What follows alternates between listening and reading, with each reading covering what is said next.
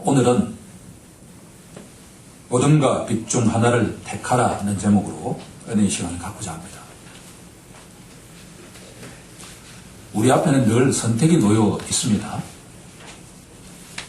무엇을 먹고 무엇을 입을까? 어떤 집에서 살며 어떤 직장에서 어떤 배우자와 살까를 우리가 항상 택해야만 합니다. 하나님의 종 모세는 우리에게 지금 이 순간 진짜 중요한 선택이 있다고 호소하고 있습니다. 신명기 30장 19절을 가면 내가 오늘 하늘과 땅을 불러 너희에게 증거를 삼노라.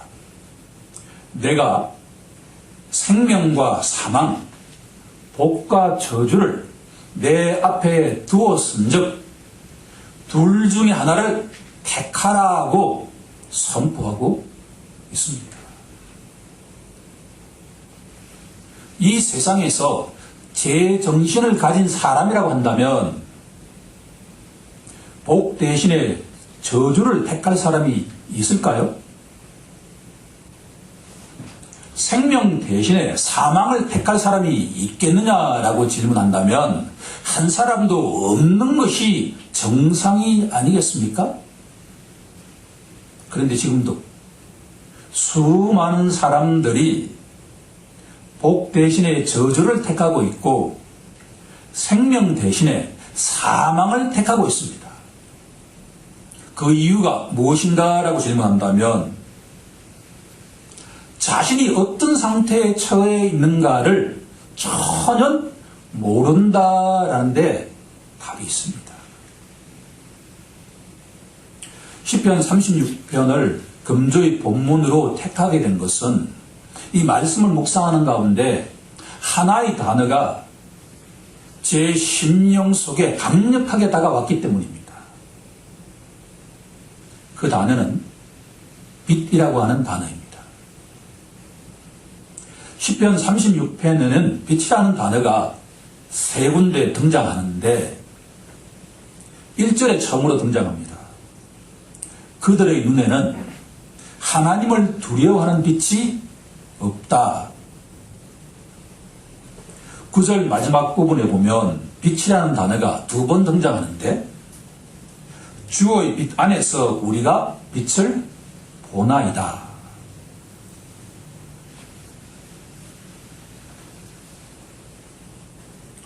이 시편에 비추어 인생을 바라보게 되면 이 세상에는 딱 두 그룹이 있다라고 하는 것을 알 수가 있습니다. 하나의 그룹은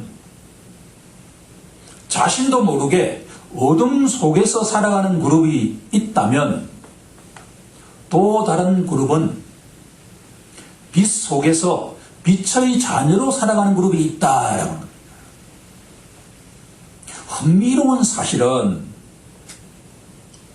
주님의 빛 안에 있지 않으면 절대로 자신이 어둠 속에 있다는 것을 알 수가 없다라고 하는 이 내용이 저희 마음속에 너무나 감동적으로 다가왔다라고 합니다. 시편 36편은 구절을 보면 네 부분으로 구성되어 있습니다. 1절에서 4절은 마음이 부패한 악인의 모습을 우리에게 계시해주고 계십니다. 첫 번째 갈로의 정답은 부패한 마음입니다.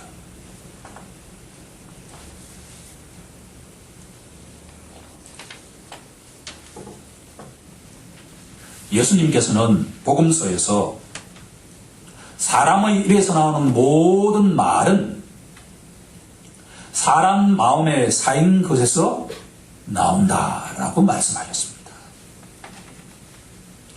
만약에 사람의 마음이 부패하기 시작하면 그 생각도 부패해지고 그 사람의 말과 행동도 부패하지 않을 수 없다라고 하는 것이 예수님의 영적 진단입니다.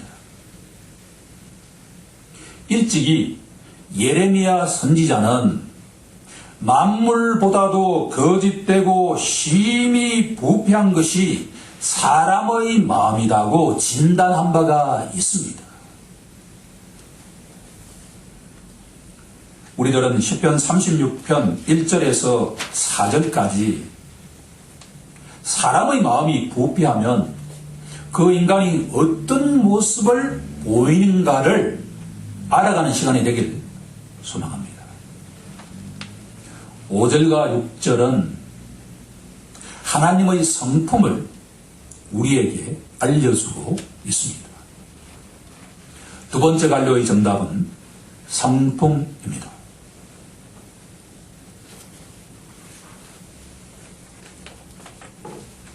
다윗은 예수 믿는 자에게 가장 중요한 것은 하나님이 누구신가를 제대로 아는 것이다 라고 말하고 있습니다.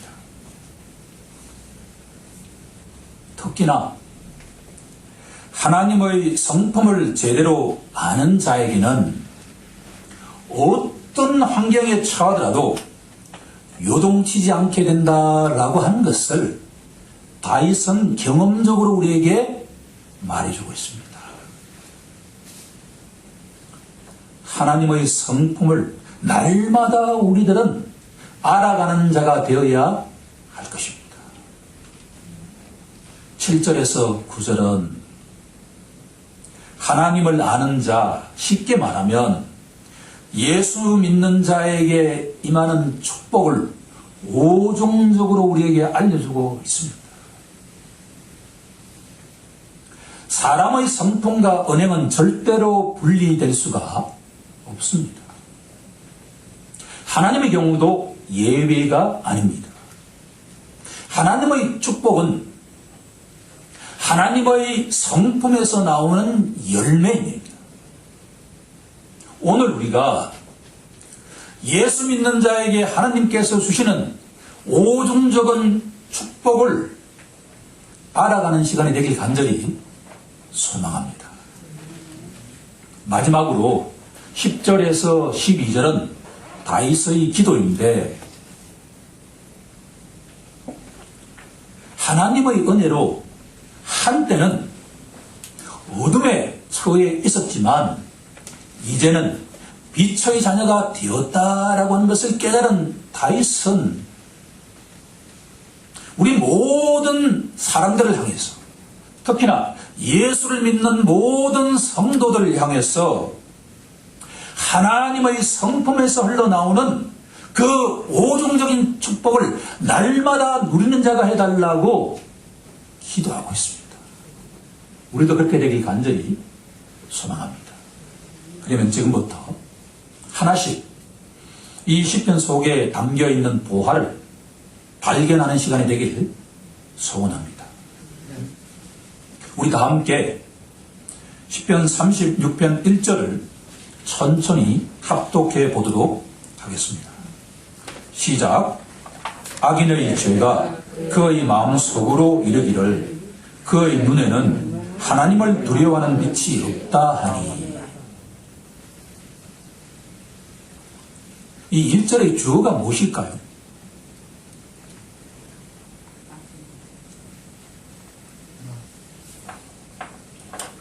반복해서 읽다 보면 본문 1절의 주어가 죄라고 하는 것을 알게 될 것입니다.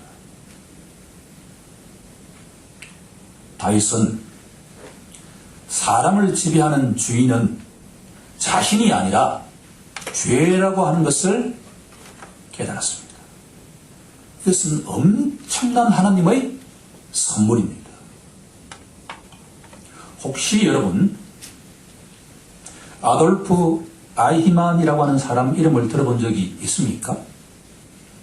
이 사람은 독일 나치 친위대 중령인데 수백만 명에 달하는 유대인들을 감옥소에 보냈고 또 수많은 사람들을 학살하도록 주도했던 인물 가운데 한 사람입니다.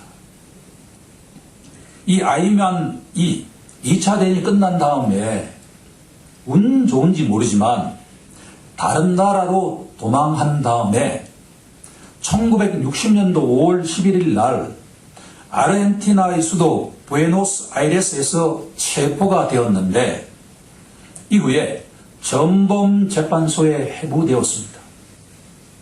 이 재판은 우리나라의 대한뉴스에 나올 정도로 전 세계에 중계된 커다란 사건이었습니다. 이 사람이 저지른 만행을 증언하기 위해서 한 유대인이 법정에 섰는데 이 아히만을 본 순간에 17년 전에 그렇게도 악독하게 살인을 저질렀던 그 사람과는 너무나 다르게 자신처럼 너무나 나약한 한 인간이 법정에 서 있는 것을 보고 깜짝 놀라서 쓰러졌습니다. 이 재판을 처음부터 끝까지 목격한 한 사람이 당시의 상황을 이렇게 정리하고 있습니다. 아이히만은 우리 모든 사람 마음속에 존재한다라는 말입니다. 다윗이 이 시편을 언제 썼는지는 우리가 알 수 없지만 수많은 고난과 연단을 받은 다윗은 영적 분별력이라고 하는 선물을 성령님으로부터 받았습니다. 다윗이 깨달은 것은 죄가 사람 속으로 들어오는 순간 아담의 후손은 그 누구든지 근본적으로 이전과 다른 완전하게 괴물과 같은 존재가 되었다라고 하는 것을 알았다. 자신을 두기 위해서 평생을 바쳤던 장인 사울왕 속에도 그 자를 그렇게 나쁘게 인도한 장본인도 수백만 명에 달하는 유대인들을 학살한 그 주범의 주인이 바로 인간 속에 내재하는 죄라고 하는 것을 깨달았다. 이것이 하나님 마음에 부합하는 다윗이 아니고 무엇이겠습니까? 그러면 그리스도인들은 요즘도 언론지상에 나오는 바처럼 잔악한 그 살인자를 볼 때마다 눈에 보이지 않지만 그 속에서 주인 노릇을 하고 있는 그 죄라고 하는 본질을 우리는 깨달을 필요가 있다라고 하는 것을 다윗을 통해서 하나님이 가르쳐주고 계십니다.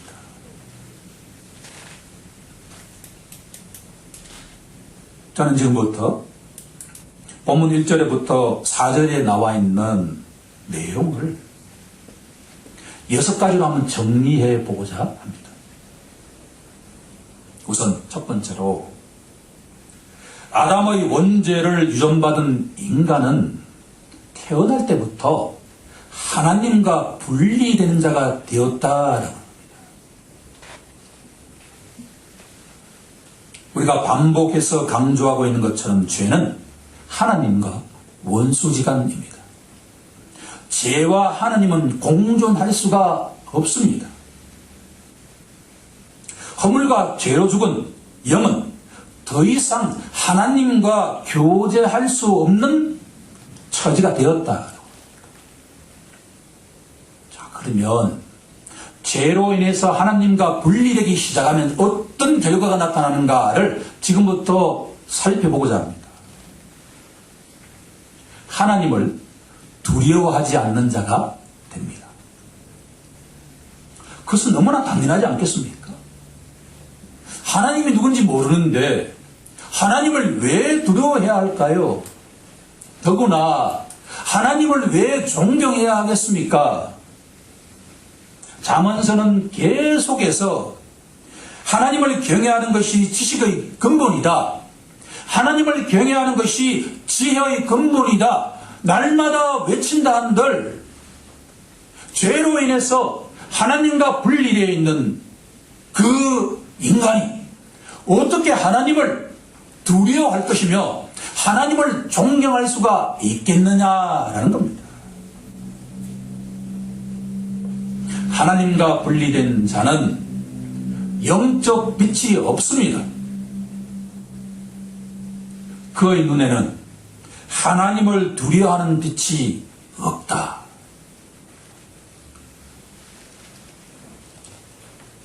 죄가 인간에 들어오고 난 뒤에는 하나님을 두려워하는 빛이 없는 영적 어둠 상태에 처하게 된다라고 하는 것이 바로 성경의 위대한 선포 아닙니까? 인간은 빛보다 어둠을 더 좋아하는 존재가 되어버렸다라는 것입니다.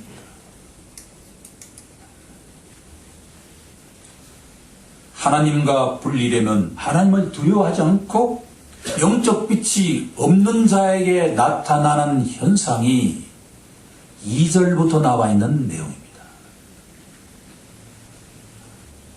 그가 스스로 자랑하기를 자기의 죄악은 드러나지 아니하고 미워함도 받지 아니하리라. 용감한 주장 아닙니까? 성경은 이런 자를 교만한 자라고 평가합니다. 사도행전은 사람은 하나님을 힘입어 살며 기동하며 존재한다라고 선포하고 있는데 내가 지은 죄악은 절대 하나님이 알 수 없을 것이니 하나님으로부터 내가 미워함을 받지 않을 것이다 라고 말할 수 있는 그 용기가 무지에서 나온 것 아닙니까?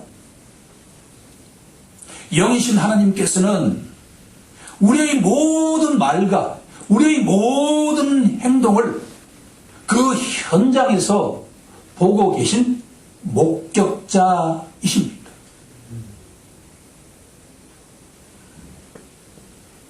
주님의 빛 속에 들어가는 순간에 날마다 우리가 회개할 수밖에 없는 것은 그때 내가 저지른 그 손을 주님께서 보셨다라고 하는 것을 깨닫는 것이고 내가 달려간 그 발을 주님께서 보셨다라고 하는 것이고 내가 말한 그 입술을 주님께서 다 목격하셨다라고 하는 것을 고백하지 않을 수가 없다라고 하는 겁니다.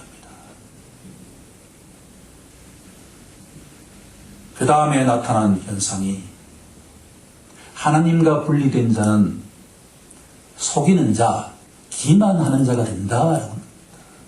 3절에 보시면 그의 입에서 나오는 말은 죄악과 속임이라. 그는 지혜와 선행을 그쳤도다. 마지막으로 하나님과 분리된 자는 악한 길을 걸어가는 자다라고 합니다.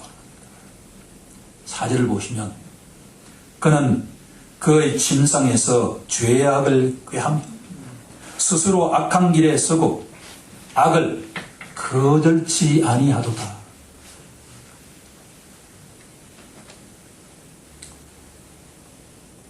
다윗이 고백하는 이 내용은 전에는 내 모습이 이랬다라고 고백한 것입니다.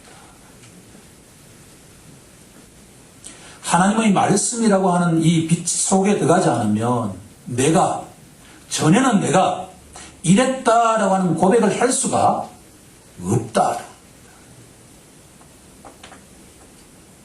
다윗을 포함한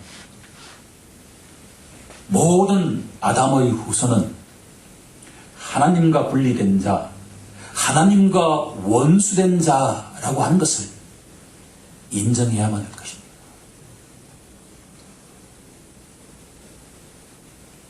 그런데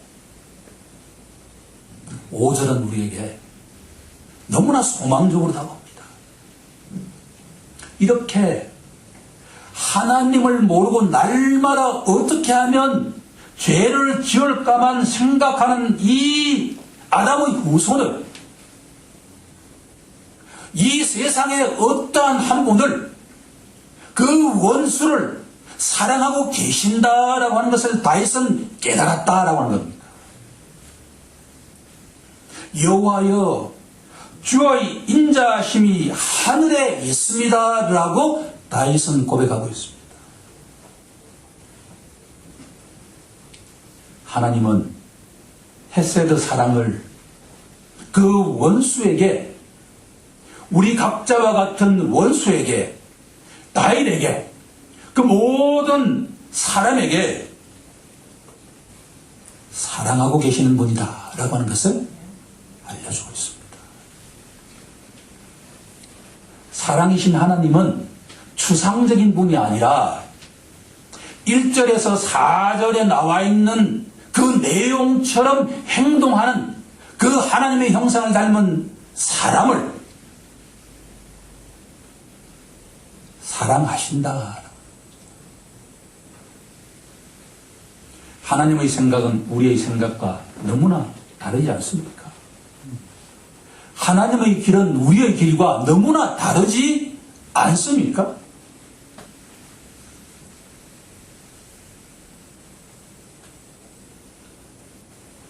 우리 다 함께 5절을 합독해 보도록 하겠습니다. 시작. 여호와여, 주의 인자하심이 하늘에 있고 주의 진실하심이 공중에 사무쳐시며.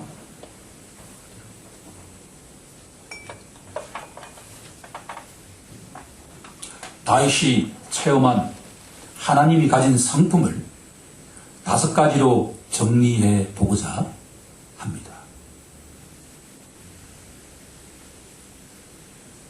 첫 번째는 하나님의 인자하심, 헤세드 사랑입니다. 시인 다윗은 이 하나님의 인자하심을 이렇게 표현하고 있습니다. 7절을 보시면 하나님이여, 주의 인자하심이 어찌 그리 보배로우신지요. 이 세상에서 엄청난 축복을 누렸던 다윗이 말년에 보니까 이 세상에서 가장 보배로운 것은 다이아몬드가 아니라 하나님의 인자하신 성품이라고 하는 것을 깨닫는 것이다 라고 하는 겁니다.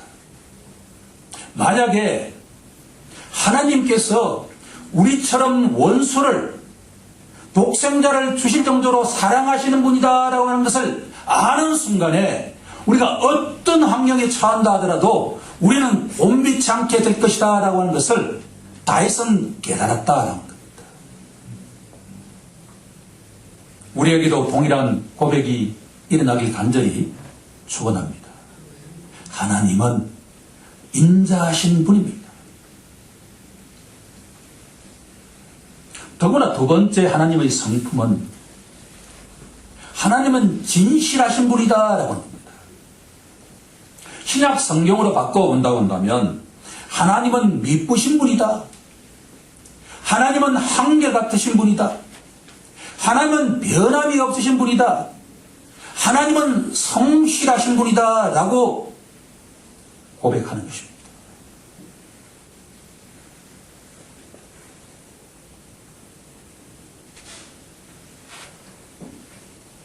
요즘 맥체인 성경 읽기 표에 보면 사사기를 하고 있는데, 사사기를 읽을 때마다 삼손 이야기가 나오면 제 마음속에 갑갑한 마음이 한두 번이 아니었습니다.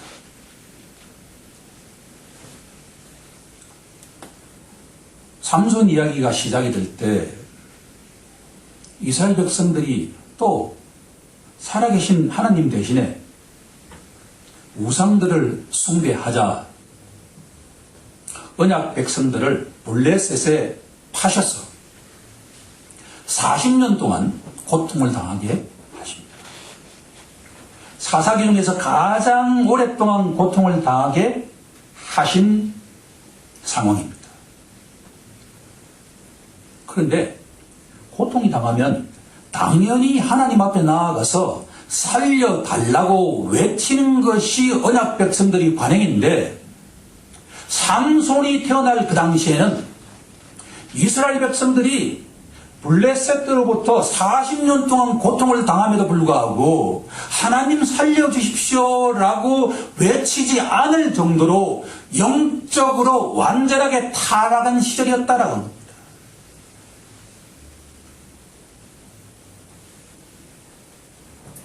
그런데 아무런 자기가 없는 그 이스라엘 백성들 향해서 하나님께서 천사를 보내셔서 마노아 부부에게 나타나서 때가 되면 너에게 아들을 줄 것이다 라고 선포하는 것이 바로 삼손의 이야기다라고 합니다. 지난 10수년 동안 나를 깝깝하게 했던 그 안개가 완전하게 거치는 순간이 되었다라고 합니다. 하나님의 은혜는, 하나님의 사랑은 이스라엘 백성들이 40년 동안 압제를 당하는데도 하나님께 외치지 못할 정도로 완전하게 붕괴된 상태에서도 하나님은 그들을 잊지 않으시고 찾아오셔서 그들에게 구원자의 모형인 삼손을 선물로 주시는 분이 바로 우리가 믿고 의지하는 하나님이다라고 하는 것입니다. 하나님은 인자하신데 신실하신 분이다라고 합니다. 믿으신 분이다라고 합니다. 성경은 우리에게 하나님은 절대로 약속하신 것을 꼭 지키시는 분이다라고 하는 것을 붙잡아라.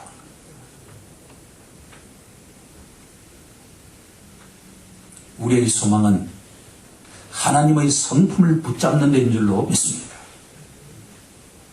세 번째는 하나님은 의로운 분이십니다. 6절에 보시면 주의 의는 하나님의 산들과 같고,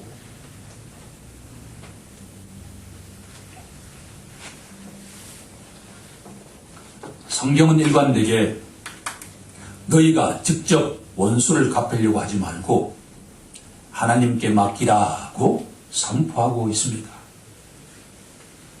그 이유가 뭘까요? 하나님은 의로우신 분이기 때문에. 이 세상 사람들은 그렇지 않지만 하나님은 정의로우신 분이고 하나님은 공의로우신 분이기 때문에 서로 누군가가 우리를 해코자 한다 하더라도 그 당사자를 하나님께 맡기는 순간에 하나님께서 정의롭고 공의롭게 심판해 주신다라고 하는 것을 믿으라라고 하는 겁니다. 네 번째는 하나님은 심판주입니다. 6절을 보시면 주의 심판은 큰 바다와 같으니이다. 성경에서 바다라고 하는 용어가 나올 때마다 혼란을 상징합니다. 여러분들, 후쿠시마 지진과 해일로 인한 영화에서 나올 법한 바닷물이 올라오는데 자동차와 사람들은 막 걸어가는 그 모습, 그것이 이미 10년 전 사건이었습니다. 유튜브를 통해서 그 사건을 다시 보니까 주의 심판은 큰 바다와 같다라고 한 이 시편의 말씀은 종말이 되면 하나님의 심판이 어떻게 임할 것인지를 조금이라도 알 수가 있다라고 하는 겁니다. 전 세계에서 최고의 도시라고 자타가 공인하는 뉴욕에 홍수가 일어나서 지하철에 물이 콸콸콸콸 쏟아서 홍수라고 선포할 정도로 인간의 문명이라고 하는 것은 너무나 나약한 존재라는 것을 알 수가 있습니다. 하나님이 왜 이렇게 큰 바다의 요동침을 우리에게 반복해서 보여주시는가라고 하는 것은 때가 되면 이 땅에 심판이 임할 텐데 그때 어떻게 임하는 것을 조금 보여주시는 것이라고 생각한다면 우리는 그 심판을 두렵게 받아들여야 할 줄로 믿습니다. 때가 되면 심판이 옵니다. 그런데 마지막 하나님의 성품 가운데 가장 중요한 성품은 하나님은 구원자다라고 하는 선포입니다. 6절 마지막 부분을 보면 여호와여 주는 사람과 짐승을 구하여 주시나이다. 흥미롭지 않습니까? 노아의 홍수 때 노아를 포함한 8명이 구원을 받았는데 그때 하나님이 창조하신 짐승들도 함께 구원받았다라고 하는 것을 우리는 기억할 필요가 있습니다. 사도 바울은 로마서 8장 21절에서 피조물도 썩어짐을 종노릇한 데서 해방되기를 기다리고 있다라고 선포하고 있습니다.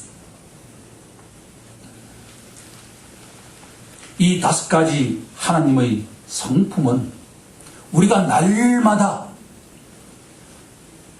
기억해야 할 내용인 줄로 믿습니다. 자, 그러면 이 하나님의 성품에서 하나님의 축복이라고 하는 샘물이 흘러나오기 시작합니다. 다윗이 깨달은 예수 믿는 자들이 누리게 될 오중족 축복을 우리에게 이렇게 알려주고 있습니다. 첫 번째, 보호하심의 축복입니다. 7절을 보시면 사람들이 주의 날개 그늘 아래에 피하리이다.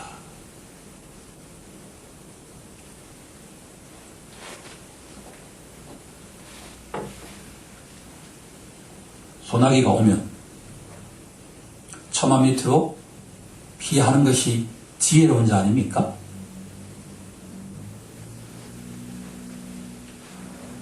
이 세상에는 하나님의 진노가 임하고 있으니 우리들은 예수 그리스도라고 하는 날개 아래에 날마다 피하는 자가 되어야 할 줄로 믿습니다. 두 번째 축복, 풍족함의 축복입니다. 8절에 보시면 그들이 주의 집에 있는 살찐 것으로 풍족할 것이다.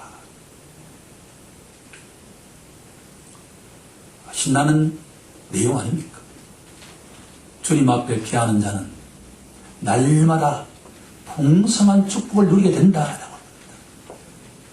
세 번째 축복, 기쁨의 축복입니다.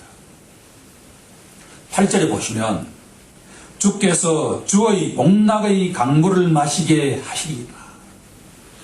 저는 이 말씀을 계속 읽으면서 주의 복락의 강물을 마시리이다. 이 시적인 표현인데 날마다 기쁨의 샘이라고 하는 것이 터진다라고 하는 겁니다.